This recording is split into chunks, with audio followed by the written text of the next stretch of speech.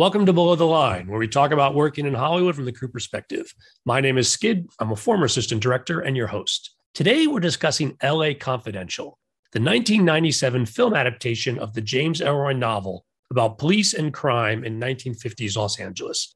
The film was directed by Curtis Hanson and stars Kevin Spacey, Russell Crowe, and Guy Pearce. At Rotten Tomatoes, the average tomato meter score is 99%, and the critics' consensus reads, taut pacing, brilliantly dense writing, and Oscar-worthy acting combined to produce a smart, popcorn-friendly thrill ride. My guests today were on the AD team. Jim Goldthwait, you're a 30-year film veteran, currently working as a first AD. You were the key second on LA Confidential. Welcome to Below the Line. Thank you. Good to be here. Heather Kritzer, you've also been working in the industry for just about 30 years now, and you're currently working as a unit production manager. You were the second AD. Welcome. Thank you very much. Excited. And finally, Kevin Koster, 26 years in the biz.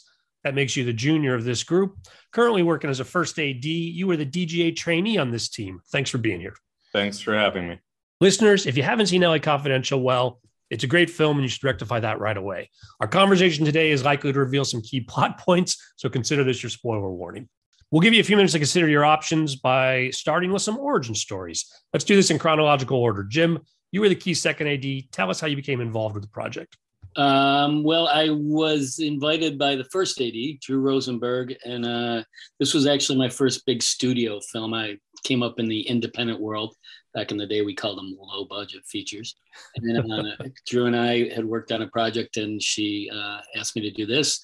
And luckily for me, it was also the same year I was getting married. So we worked out a plan to give me a week off in the middle of production. And it happened that when they were casting, there was a couple of big name stars that they were trying to get. So we ended up pushing a couple weeks and worked out that the last week of prep was my wedding and honeymoon. And then I came back and started day one right out of the gates. Wow. Heather, when did you come on board? I came on probably just a little after Jim, and was invited by Jim. Actually, we had both just finished a film with Drew Rosenberg called Star Kid. So we came off of that and into this project. So I was there for a lot of prep, which you don't normally get, obviously, as a second these days. They kind of skipped that. But I did get significant prep because we were doing a lot of fittings with the background. Everything was period costume. So there was a lot of stuff to do. Well, and certainly helpful. It sounds like if Jim was going to miss a week of that prep, that you were there and had some more time on the ground before he disappeared. Yeah, it's vague memory. I remember the wedding. I don't remember Jim being gone. Now, Kevin, you're the DGA trainee. You don't usually get prep on these things. Did you start with filming, or did you get in a little bit as far as before this thing was up in the air? I was in a week before filming started, and I was assigned to it, so they had no choice. But I had just worked with Jim on Murder One about a month or so earlier. Jim had been on the show and came off that show to start prepping on LA Confidential. So I came in and it was just about finished with the prep. Heather, you may correct me on this. Was it Star Kid called The Wizard of Waverly Place or something like that? It wasn't retitled till later. Much later. And they actually went on strike during the middle of that film. So we were had a constant parade of crew coming in. It's very dramatic. That'll be a podcast for another time. Yeah. Here on LA Confidential, what kind of schedule were you guys looking at for this movie? It was scheduled for 65 days, to the best of my recollection. And when we passed the 65th day, every day, no one knew when we were going to end. And we just kept scheduling work. And it was finally we were on day 79 of 65 and day 80 of 65. It was quite an experience. I think it ended up 18 days over. And I remember the second to last day, the executive producer, Dan Colesworth, showed me a letter he sent to the studio saying that we were going to be 18 days over. And he sent that 2 weeks in. It was crazy. So we found our pace right off the bat. I think it took us 2 weeks to actually make a day. It was great. How are you guys budgeted for? You talked about just coming off of some low budget features, Jim, and Kevin, you'd been around as a trainee at that point for quite a bit. What did it feel like on this as far as the money committed to the project? It was interesting because, like I said before, this was my first studio gig. So it all seemed massive to me. But in hindsight, a great majority of the budget went into the cast. And it really didn't feel like a big budget film. And we had to do a lot of stuff down and dirty, more or less. Although we had a lot of prep, and Curtis was amazing in having items available, all kinds of material available to us. So you really got into the film noir thing. And our production offices were at Warner Hollywood. And once a week, he would have a film that we'd go in and could watch, and he had all, like I said, all the materials. But it was back in the days before big budget visual effects. So everything was done to camera. It was amazing. We had, period piece vehicles that, like a moving truck from, Macy's or something, because it was inevitable that we would be in Hollywood, all over Hollywood, in the middle of all these great period houses with this, 1970s house or 80s house, and you just couldn't hide it. So we'd have to literally pull up a truck, and I always had these moving guys or moving stuff in. And for the amount of time we used it, it didn't show up in the movie that much, thank goodness. And we had an amazing greens department. They were really good. I mean, we just put it to camera. We spent so much time saying, bring that tree in here, and then we wouldn't see the modern day stuff. And that was also amazing. On all our scouts, we would spend a lot of time talking about the art department would have to remove a lot of the satellite TV back then. That was a big deal. And a lot of the Hollywood homes had the security bars on their houses. So they had to go in a lot and take a lot of things down. And the other thing I really remember was they always were repainting the roads, restriping them, because, nowadays there's yellow stripes all over the place. But back in the 50s, it was only white. That struck me as a big thing in the budget wise. I mean, it wasn't like we had a huge budget. It obviously was a step up from us from our independent days, but compared to other shows, within a couple of years, I went and did some $100 million films, and there definitely was a difference in LA Confidential and those, for sure. Yeah, I remember them thinking it was more a smaller budget movie. I don't never remember anybody feeling like it was a big budget movie, although we had a lot of, I'm sure, expensive stuff. I mean, the costumes alone, a lot of them were tailored and really specific, really detailed stuff. We didn't do gigantic extra scenes, and we tried to shy away from gigantic vista things with oodles and oodles of stuff. Like, we had picture cars. That was one of the big things going into any neighborhood. You had to get all the 1996 cars, because we're shooting June 1996 for Christmas 1952. So all the cars got to go. And we had several cars that rode with us that you just park up the street and do whatever you're going to do. And I remember a big one that we used at the very end of the shoot of my time there was having the bus from when we were in downtown LA, which we put a bunch of people in the bus to get to ride around. But I don't remember us, because there were other movies at the time that were doing 300, 400, 500 extra days, and we weren't doing any of that on this. This was a lot more targeted. Yeah, I was going to mention the background, because that was basically my entire world on this film. And I had it was an incredible experience, because the artistry of each frame of setting up every shot on this film was so precise and so thoughtful. And I remember I would be standing on set, and it was just, very specific, the background placement of it and all. And I remember I was always battling with Dante a little bit. He'd be like, Heather, there's a big light over here, no background, go through the light. I'd be like, okay, Dante, I'll do my best. I was always battling with this maestro of cinematography. Dante Spinotti, the director of photography. Yeah, he was an incredible person to work with. I mean, he just was had an impeccable eye. And it elevated what I was doing to camera. And working with Curtis really entrusted me with the background and really enrolled me to do what I did. And it's really, to this day, the most creative I've ever been on a film set, that I feel like I really contributed visually to what was happening on set. And I'm really proud of that film. I mean, I think the work is incredible. And, the background, Charlie Messenger, I had to look that up. He did the background casting for us, and he was incredible. The faces he found for us were so precise and specific and really character driven. And a lot of it was picture picks and trying to find the right look for the detectives and all the people in the police station. If you look at the scene and you look at the background, they're so spot on, the faces. I mean, it's just incredible. He did an amazing job with the background. We also bumped up, by my recollection, at least 10 of the background wound up with 1-line or 2-line parts before they were done, which included things like Bud having a partner that is sitting in the office with him, or Bud saying, well, who is it that could do something with 50 pounds of Mickey Cohen's age? And the guy goes, I don't know, Mickey Cohen. And that was a background guy. And I was the one doing the production report. So I was looking, saying, well, I have to give this guy a character name. So I called him Bud's Bud. Or Kevin Spacey calling up the fleur-de-lis number. As scripted, it was supposed to all be on the phone. He calls the one number and they hang up, and then you get the reverse directory operator on the phone. And Curtis decided, as I recalled on the set, that he didn't want to have both the voices on the phone. So Ginger Slaughter, who was a background artist working as a secretary in the secretary pool at the police station area, she was read for it and went ahead and delivered the lines on camera. So you wound up with a person speaking on camera who was out of the background pool. You know, when we were in the police station, I was thinking about this too, because we did that scene where we were doing the observation. They were watching the interrogations, and we had like 12 detectives that were in that room. We shot that for like 2 or 3 days, didn't we, Jim? I knew we were in trouble when Dante said, "Bring me my paints." And he started painting lines on the light bulb so it would go put a little shadow on the guy's being interrogated face. But yeah, it was incredible. Yeah, that was like 3 days with the specific group, and every little nuance of movement was so specifically choreographed. And I remember standing right by camera and watching these guys and giving them the really subtle direction, because it had to be so precise. And it wasn't like these days, like somebody wouldn't show up. Like these people showed up for their calls. They were really on their game. And also, yeah, like we were never really rushed.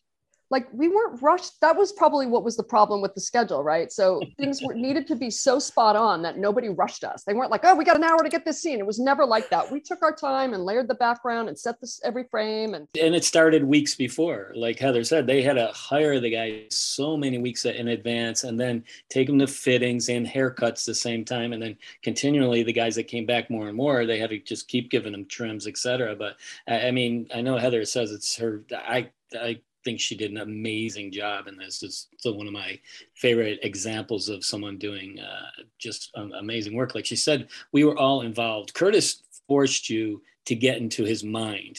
Because I remember early on, I asked Curtis a question, just a simple question. Curtis, do you want A or B? And he'd go, I don't know, Jim, what do you think? And I'm inside my head, I'm going, I think you're getting paid a lot of money to direct this film, you know?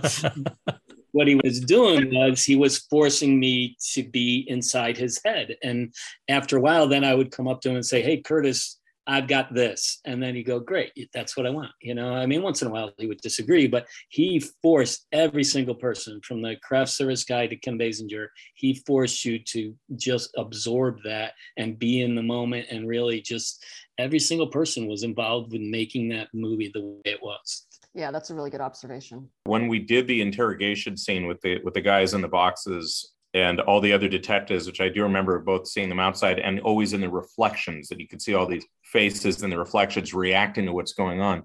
I also recall there was a lot of cast in there.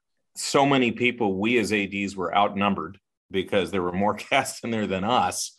And you'd get lost in this sea of brown and gray suits of like, okay, who's where in here? Because there was so many people jammed into a small space, and you're just constantly counting, trying to find everybody in there. And it's very easy to get lost.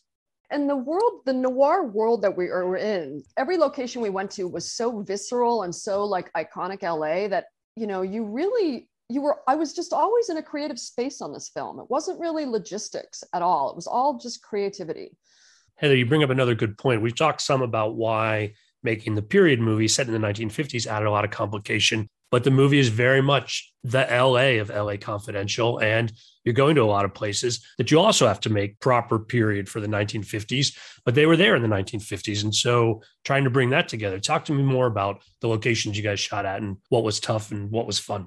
You know, the last week or maybe the last 2 weeks when we shot the finale, because we actually shot the finale last, which is really interesting. I don't know how we managed to do that, but so we were up in where the oil rigs are up in La Cienega area, and we were there forever. It just felt like forever. And it was all night shoots, and it was this really rundown motel.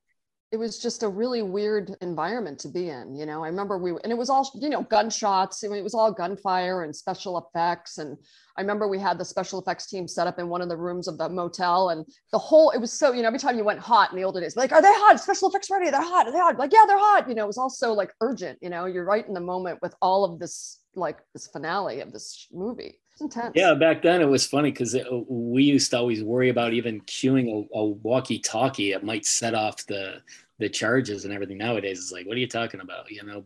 And I can't tell you how many squibs we used in that movie. I mean it was built from the ground up. Janine built that place, and it was storyboarded out, but we just shot the heck out of that thing. I mean, it literally, you probably could have pushed it over with your hand. By the time we were done, there was so many bullet holes in that little building. It was crazy.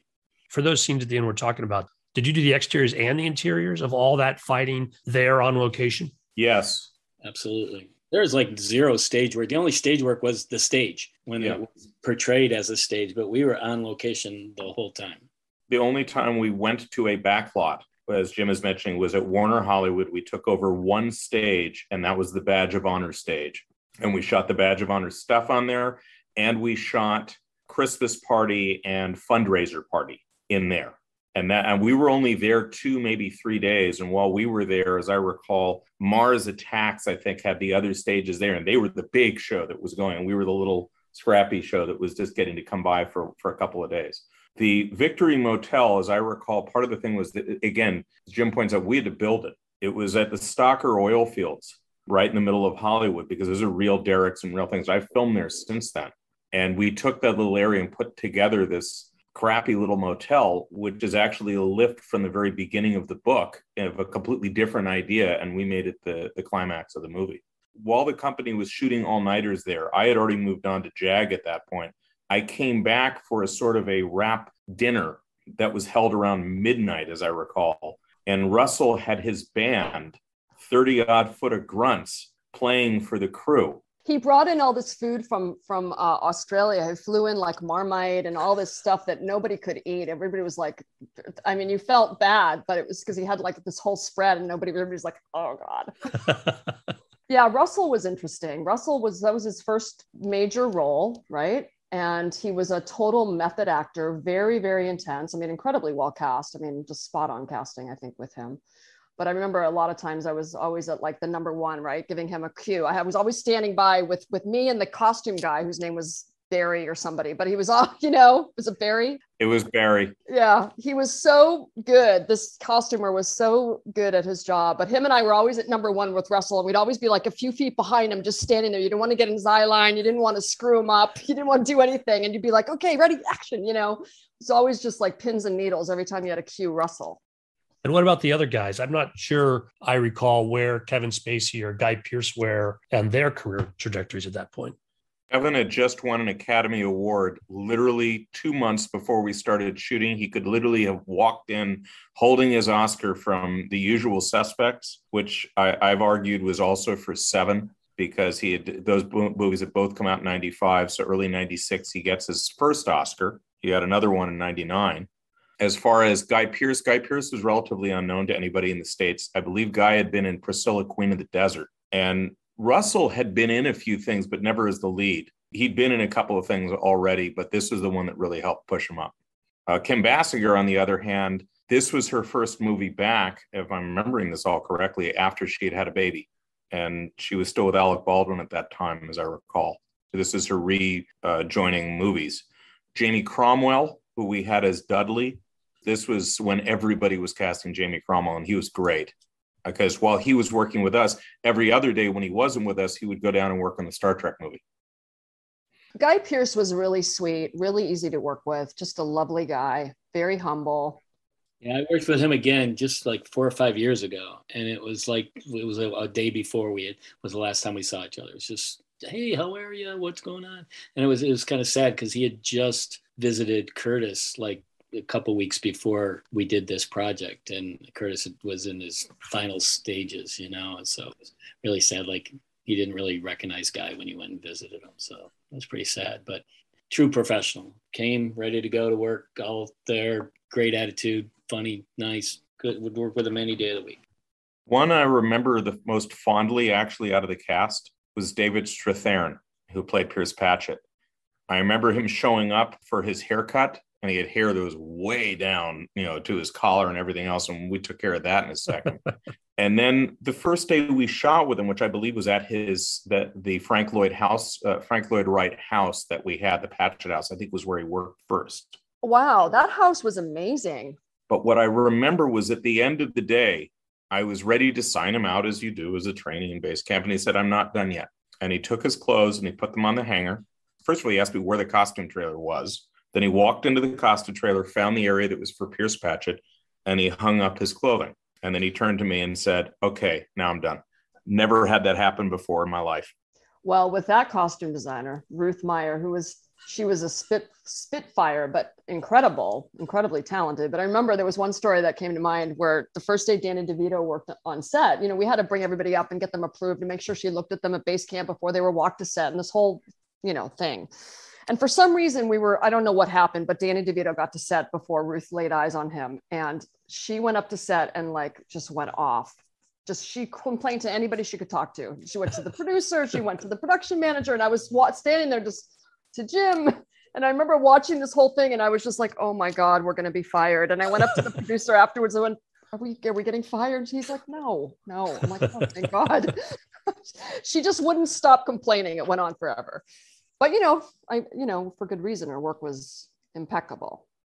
She had that happen earlier when we did the Bidwell house, which was a 5.5 corner house area for the boxer that Exley and Vincennes go to talk to, who tells them where the other 3 guys are. Well, that guy's just bad, so I'll tell you about him. That day, that guy went to the set, bypassed the whole line of what Ruth wanted to do, and Ruth went absolutely ballistic. Now, we learned anytime anybody came in, do the lineup for Ruth so she can check everything and make sure that's what she wanted to present to Curtis before, the actor playing Bidwell just walks up to Curtis, so that blows that idea immediately. And one of the very, very last days of the shoot, when we were at City Hall, I saw we had a new outfit for Kevin Spacey that had never been seen before. It was going to be a new thing that needed to be looked at based on her own breakdown. And I saw Lisa Lovas and I saw Ruth, and I said, I realized we've got to have Kevin come see you before we bring him up for rehearsal in City Hall for this back and forth walk and talk. It's the scene with him and Exley where Exley is just coming, I think, going in to testify,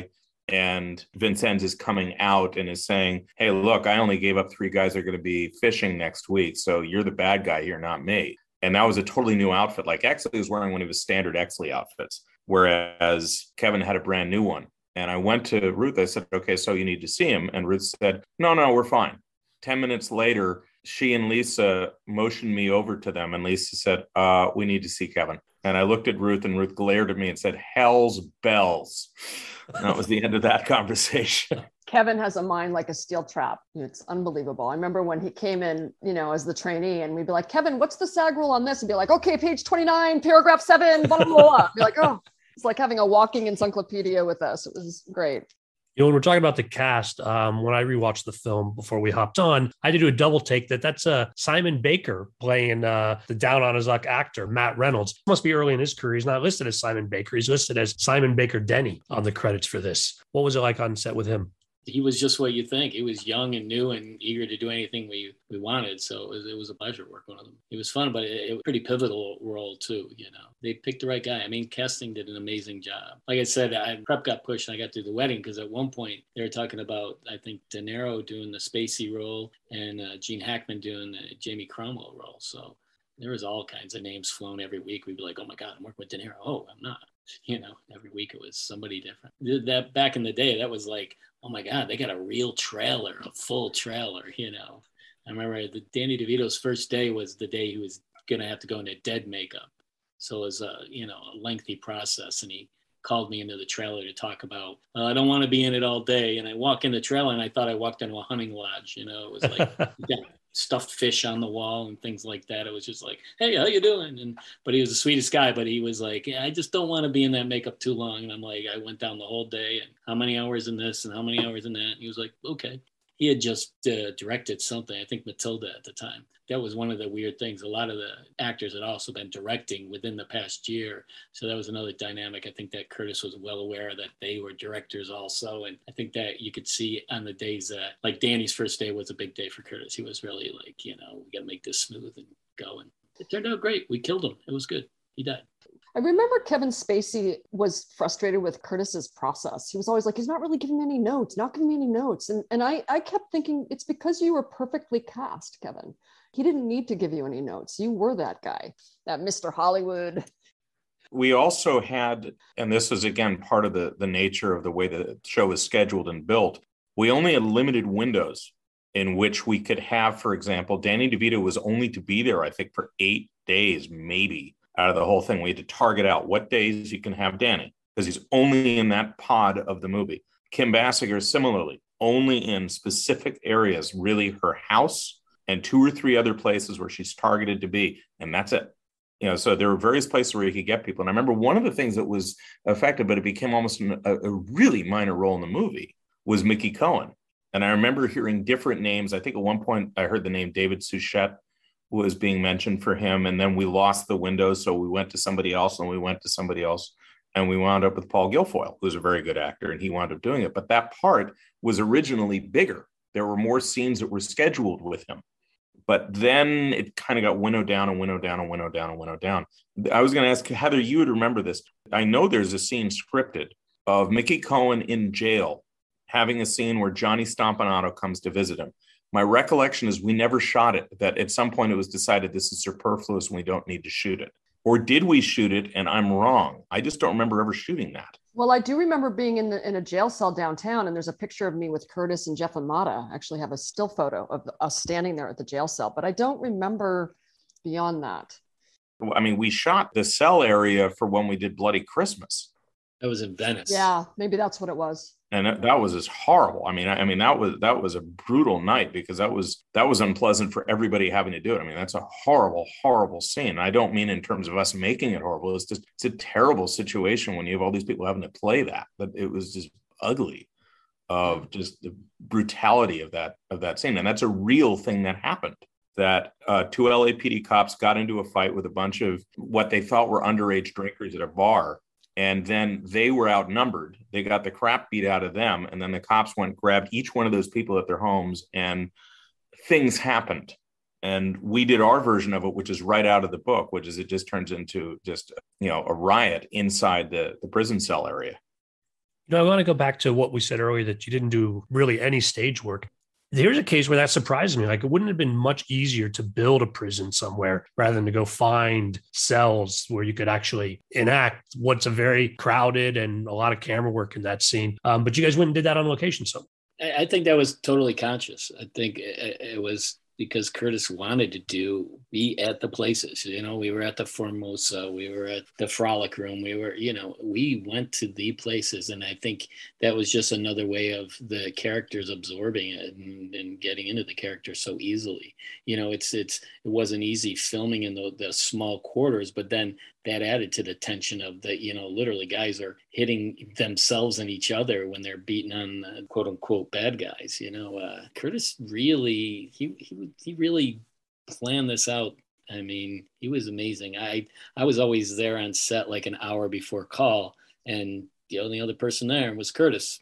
Every set I went to, he opened it up with me. And I had to go to the producers and say, the set dressers have to do their job and be gone an hour ahead of time. Otherwise, Curtis would be like, what's that truck doing here? And I'm like, well, Curtis, it's the set dressers putting the furniture in there. And he'd go, well, I got to look at this. I got to, he absorbed everything so much.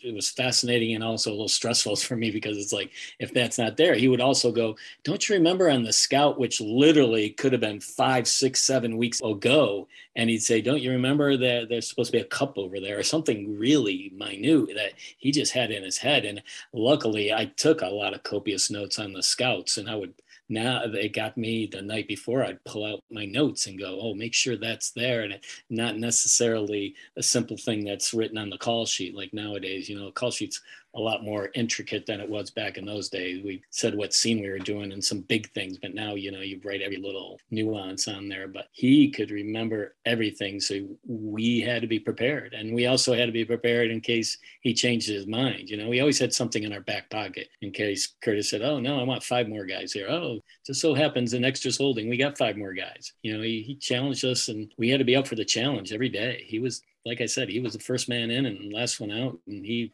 was there the whole time, and he just forced you to get in his head and absorb the whole genre and the script front to back.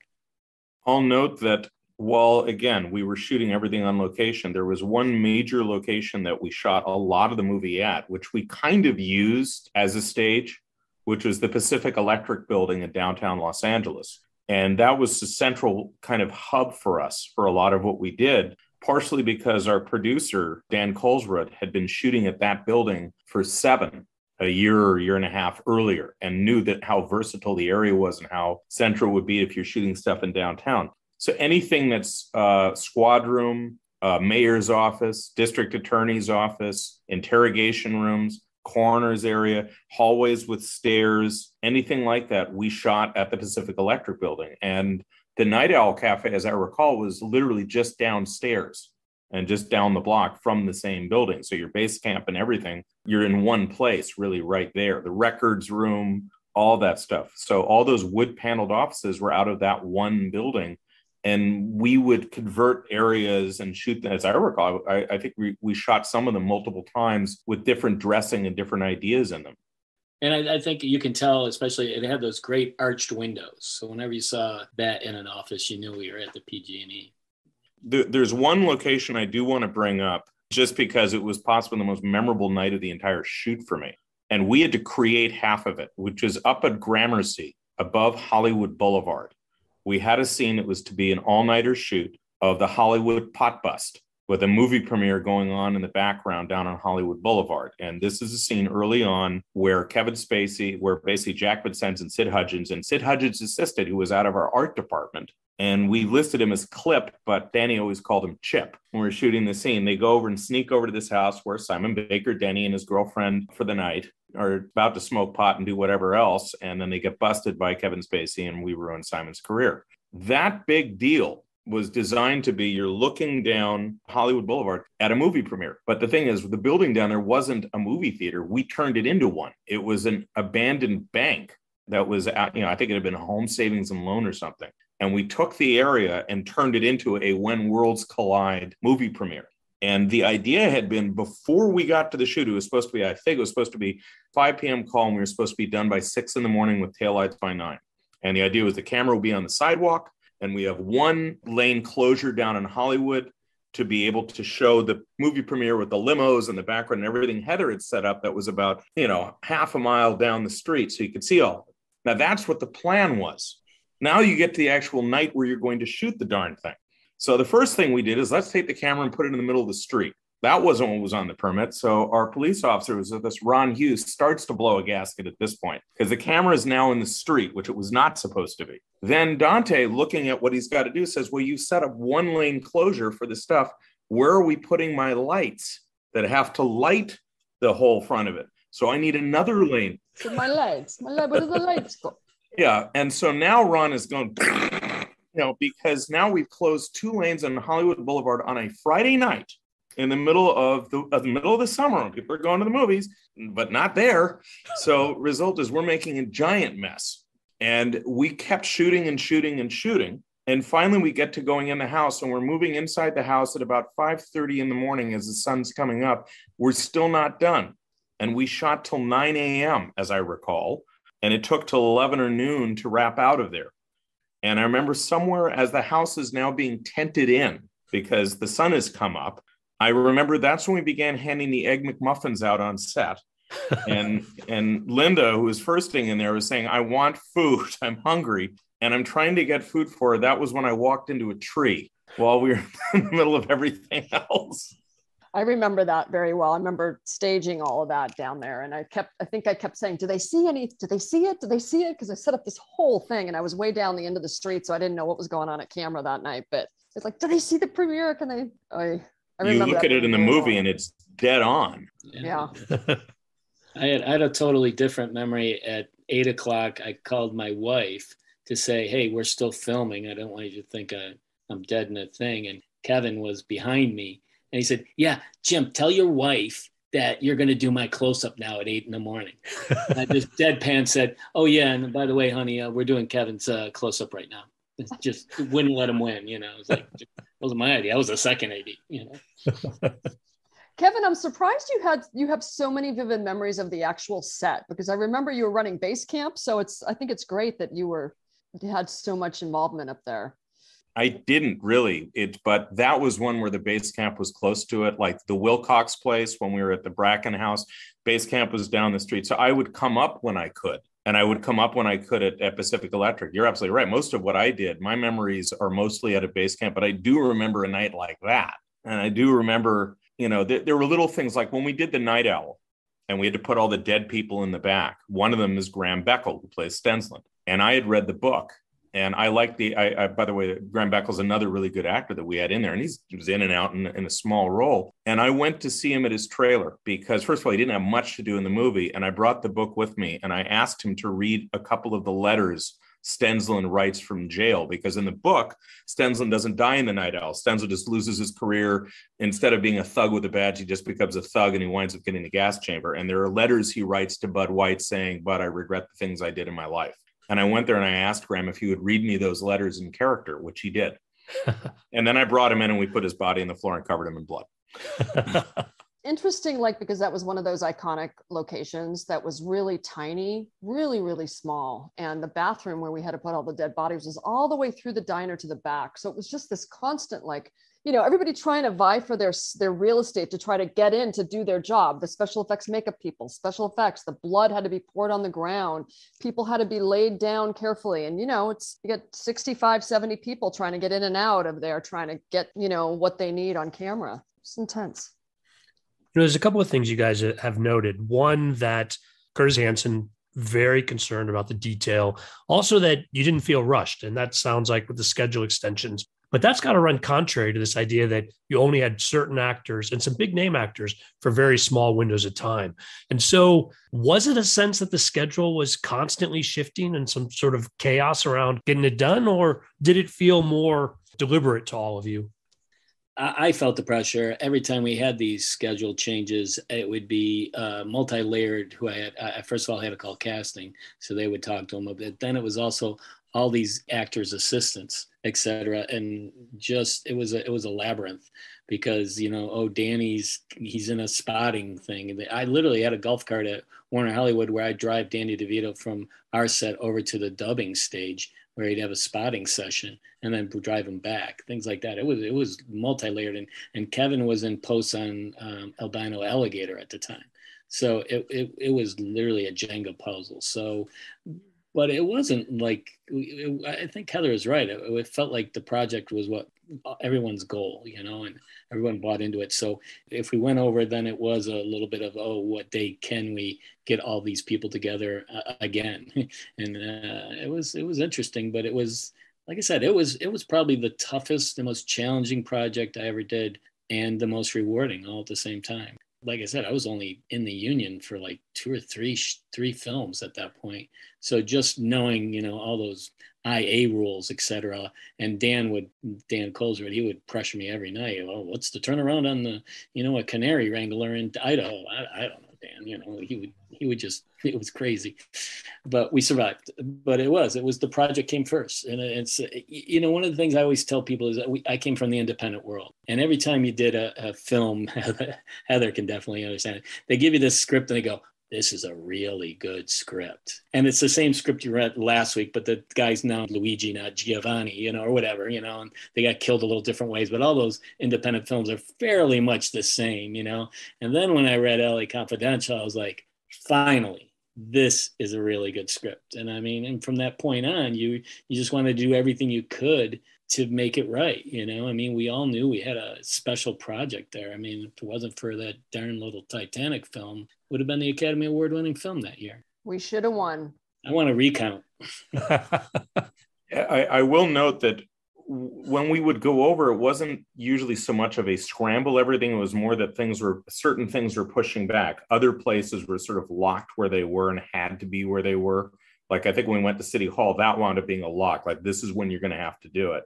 But Kevin Spacey, for example, was supposed to be finished by a certain point. I think we went over by 2 weeks on him, of when not him working all that time, but that his end date was later. And that all that did, I remember asking Dan Koster, well, what does this mean? He said, it means Kevin makes some more money. That's what this means, because there's a penalty clause and you got to pay that.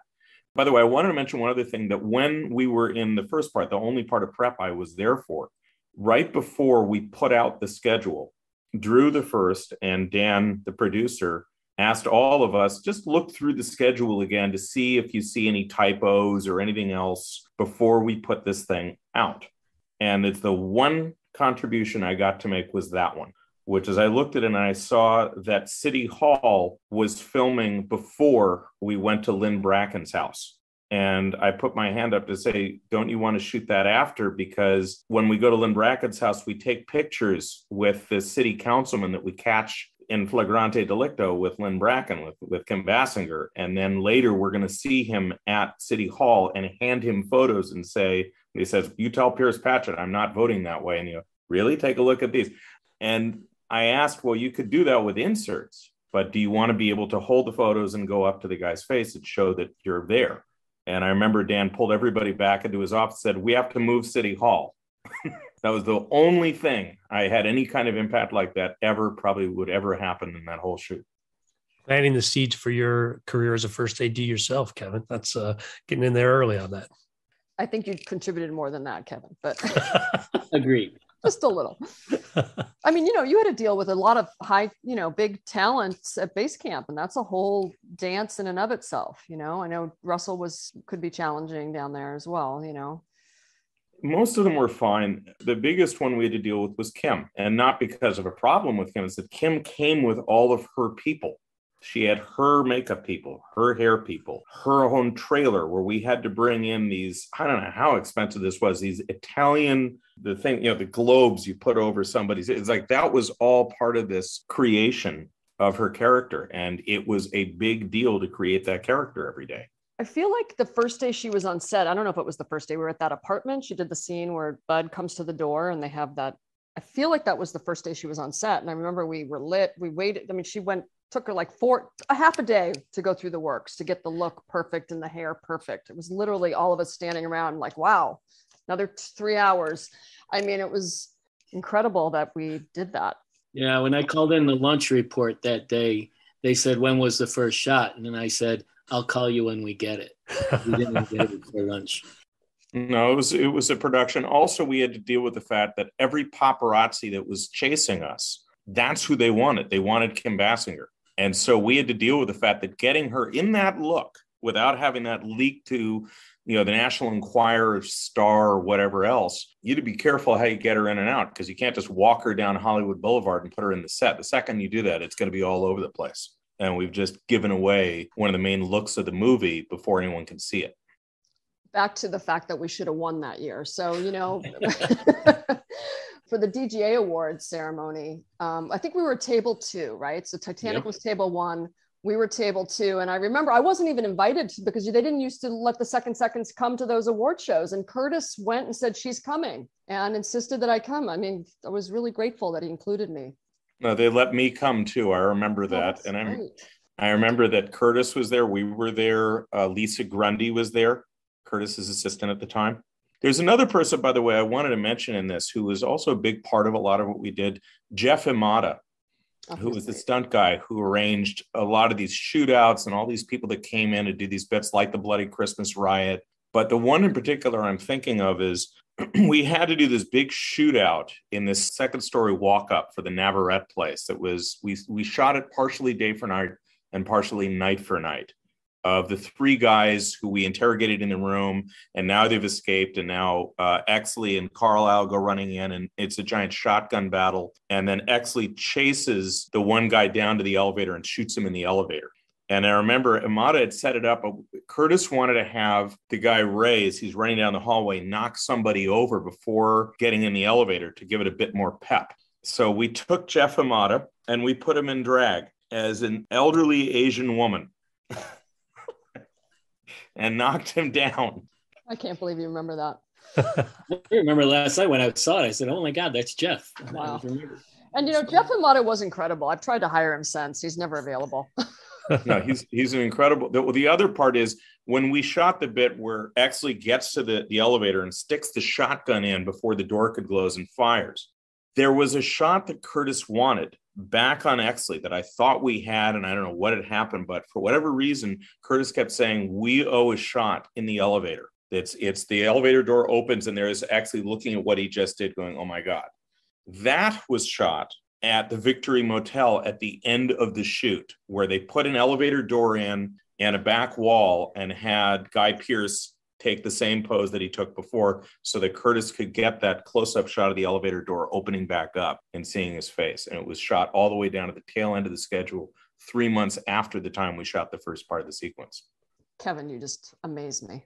Kevin can give you the name of every episode of Private Practice. And I remember when we were shooting at the Queen Mary, we were shooting a big dance scene with choreographed and dancers, and it was very intricate. And it was a really big day. We might have been there for multiple days. And I remember I got on the freeway. It was probably a really short turnaround. And I ended up in Irvine and nowhere near the Queen Mary. And I remember I was like an hour late. I mean, I was literally beside myself with terror that I was late. And I finally pulled off the freeway and called Jim on, you get a payphone, the old payphone. And he's like, why didn't you call sooner? I'm like, I was trying to get there. And I remember they all thought, I don't know what, Jim was just like, they were all glaring at me when I finally got there because it was a really intense day.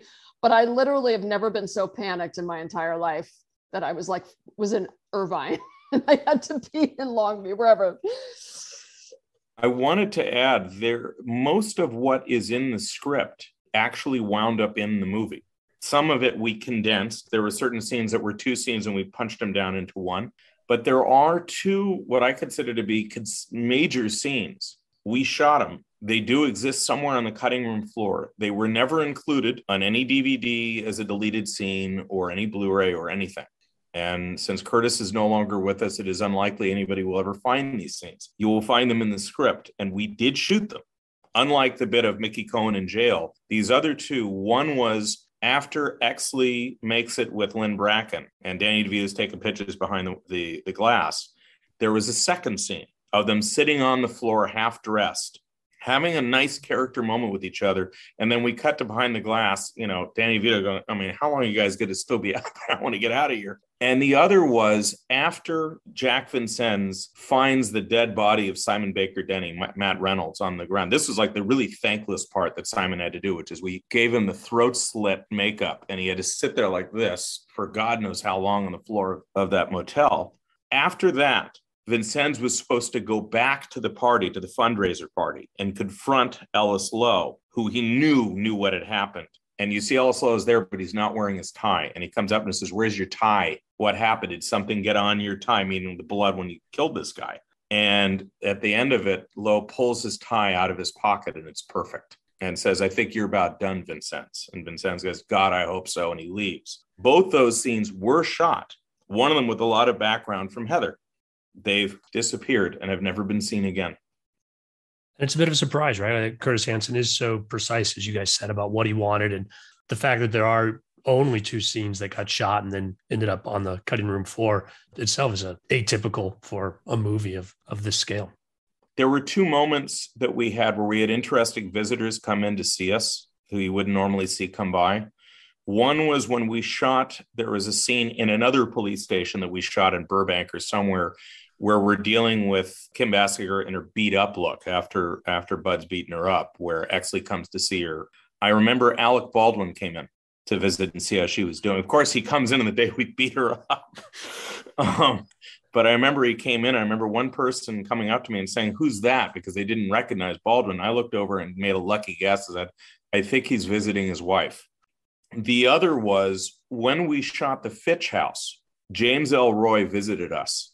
That was the one time I remember him being on the set was he came that day and he sat at the monitor that day. I think he came a couple times. I remember talking to him a couple times. He was such an interesting guy. And he signed the book for me. I don't know if I have it anymore, but it was really interesting. I wish I had the understanding of the breadth of his writing experience at that time. I would have just been like all over him, just trying to talk to him more. But, everybody was just really down to earth and approachable. I didn't feel like, Russell was tricky, but I think like for the most part, like everybody on the set was very on the same page. I didn't feel like there was a lot of like tension. People weren't super burned out or, I don't know. You know what I mean, guys? Like, that's great. Anybody have the stories that burning a hole in your cheek that we didn't get to? Robert was our chef, but he was going through Michelson. He was working as the chef for one of Steve Michelson's trucks at the time, before Michelson then did Limelight. This is when it was still Michelson's catering. And our chef was Robert, who then opened up Chef Robert Catering. And he was really good. I worked with Chef Robert a couple of times, I remember. And I remember every lunch, maybe it was breakfast. And you, again, Jim and Heather, you know this better than I do. I remember you would always bring Linda, the first, an espresso. It was, and it was different kinds. This is long before Nespresso or any of these other, instant make. I mean, he was making espresso on that truck. I remember that. One of my major jobs was always talking to the fire marshal about Dante smoking on the set. It was my goal. He would go, Jim, go talk to this man. And I'd go talk to him and figure out a way that Dante got a special papal dispensation to smoke on the set. It was always, he was the nicest gentleman I've ever worked with. And Heather got to work with Dante again fairly recently, but I worked with him right after this on another film. And it was actually, I'd been firsting at the time. And because it was Dante, I agreed to be a second on a film just because he's such a dream to work with. He's definitely top of my list of great human beings, let alone great cinematographers. He would always smoke those little cigarillos.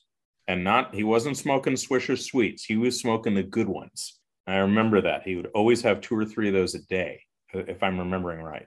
I don't remember the cigarettes, but I'm sure I just took it, in stride at that time, because that was in the olden days when everybody smoked and you just, but it was inside the stages and everywhere. So, but I wanted to mention the on-set painter, the standby painter, John Hinkle, because he was like, literally, you couldn't do 1 minute on that set without Dante. John Hinkle, I need John Hinkle.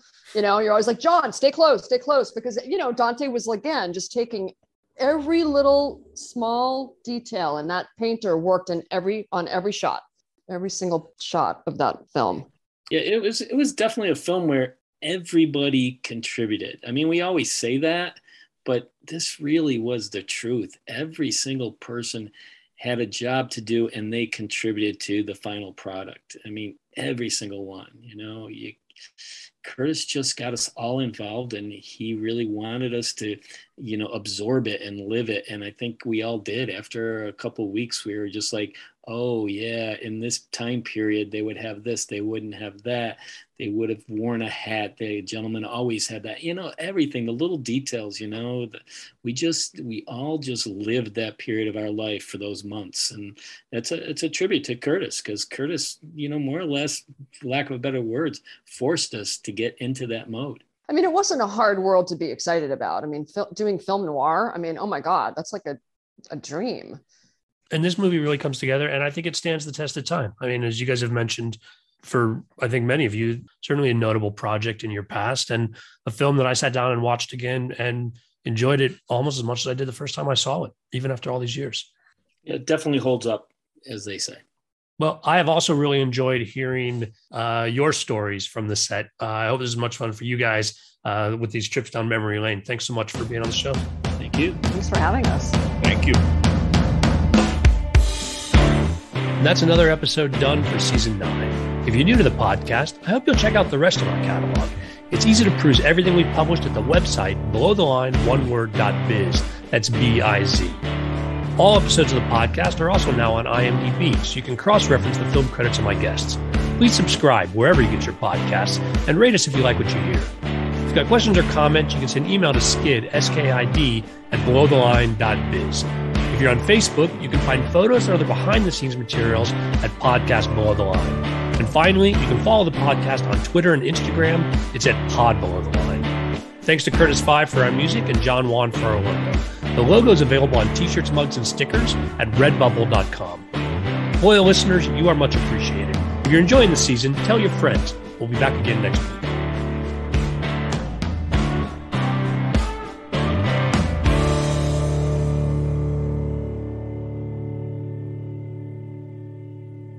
There was another guy named Kenny that came in with Linda, I remember, because he'd worked with Linda on Turbulence. I think Kenny's still a PA. You're talking about Kenny Vasquez. That's not what you're talking about. Yes. Yeah. Yes. I know Kenny.